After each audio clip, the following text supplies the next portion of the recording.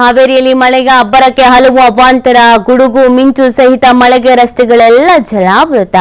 ಚೌಡೇಶ್ವರಿ ದೇವಸ್ಥಾನದ ಬಳಿ ಕಾರು ನೀರಿನಲ್ಲಿ ಸಿಲುಕಿ ಸಂಕಷ್ಟ ಎದುರಿಸಿದ್ದಾರೆ.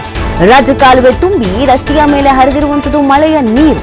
ರಸ್ತೆಯಲ್ಲಿನ ನೀರಲ್ಲಿ ಸಿಲುಕಿ ಕಾರಿನಲ್ಲಿ ಚಾಲಕನ ಪರದಾಟ. ರಾಣೆಬೆನ್ನೂರಿನಲ್ಲಿ ಮಳೆಯ ಅಬ್ಬರಕ್ಕೆ ಜನ ಜೀವನ ಅಸ್ತವ್ಯಸ್ತವಾಗಿದೆ.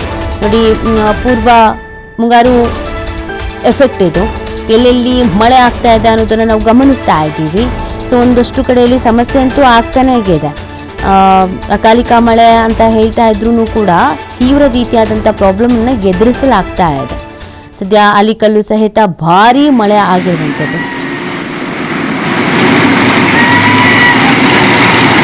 ನಗರದ ಚೌಡೇಶ್ವರಿ ದೇವಸ್ಥಾನದ ಹತ್ರ ಎಡೆಡೆ ರಸ್ತೆ ಪೂರ್ತಿ ಜಲಾವೃತವಾಗಿದೆ.